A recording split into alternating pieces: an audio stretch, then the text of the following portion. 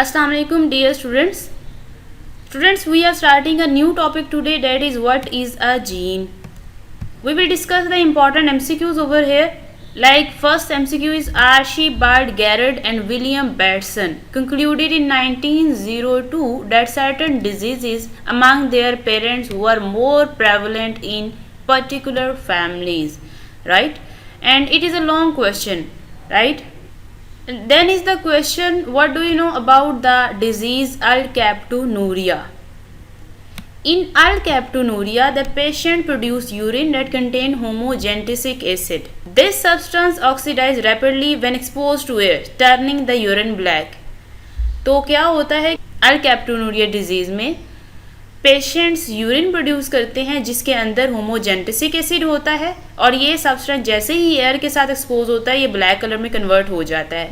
Normally individuals में क्या होता है कि होमोजेंटिसिक एसिड को ब्रेक डाउन करने के लिए वहाँ पे एक एंजाइम होता है जो कि इस एसिड को होमोजेंटिसिक एसिड को ब्रेक डाउन करता है.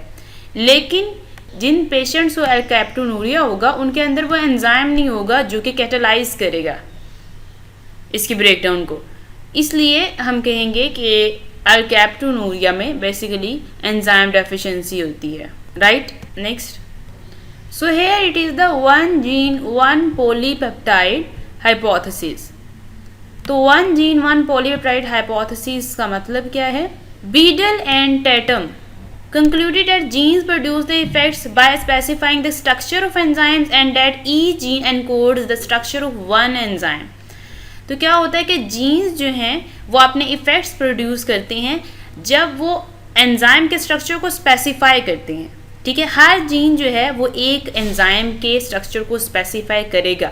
इसे हम कहते हैं one gene one enzyme hypothesis. ठीक है, क्योंकि हर जीन ने एक एंजाइम को ही स्पेसिफाई करना है.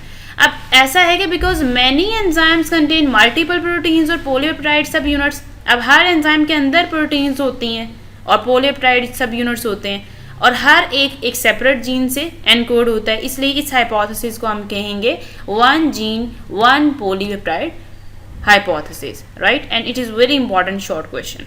So here is the topic how DNA encodes protein structure. It is also a long question. In 1953, an English biochemist, Frederick Sanger, described the complete sequence of amino acids of insulin. Right? It may be asked in the form of MCQ. So next topic is cells use RNA to make proteins. First of all, what is central dogma? So what is central dogma? All the organisms use the same basic mechanism of reading and expressing genes, which is often referred to as central dogma. The genetic information resides in DNA. Basically क्या होता है students के हर organism के अंदर jeans को read करने का और एक्सप्रेस करने का एक ही मैकेनिज्म होता है. इसे हम सेंट्रल डोगमा कहते हैं. जो सारी जेनेटिक इंफॉर्मेशन होती है वो DNA के अंदर होती हैं. ठीक है, फिर इंफॉर्मेशन जाती हैं RNA में और उसके बाद वो प्रोटीन में कन्वर्ट होती हैं. ये है central dogma, right. And what is transcription? First step of central dogma is transfer of information from DNA to RNA which occurs when an mRNA copy of gene is produced. This is called transcription. तो क्या होता है कि DNA से RNA जब बनता है तो ये फर्स्ट स्टेप है सेंट्रल डोगमा का, और ये तब होता है जब मैसेंजर RNA कॉपी बनती है जीन की, राइट. इसे हम कहते हैं transcription. And here is the definition of translation. Second step of central dogma is transfer of information from RNA to protein. तो क्या है कि RNA से जब प्रोटीन बनेगी तो ये सेकेंड स्टेप है सेंट्रल डोगमा का. इसमें क्या होता है कि जब पॉलीपेप्टाइड्स बनती हैं राइबोसोम से, ठीक है, तो इंफॉर्मेशन जो mRNA में होती है वो यूज होती है. इसे हम कहते हैं translation, right. So it's the definition of translation. Here are the 3 types of RNA. Basically there are 3 types. Number 1 ribosomal RNA, the class of RNA found in ribosomes. The other 2 classes are transfer RNA, tRNA, messenger RNA, mRNA, right. These are the 3 types of RNA. Human cells contain about 45 different kinds of tRNA molecules. It is very important MCQ. Next is the long question. Transcription. We have studied about the proper definition of transcription recently. Here is the MCQ. The RNA polymerase enzymes synthesize RNA from 5' to 3' direction.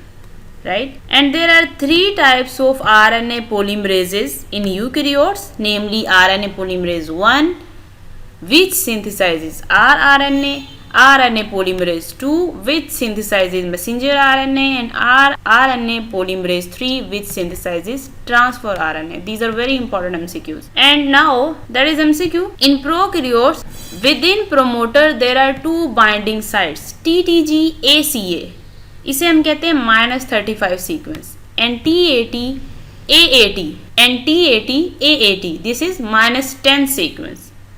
Right.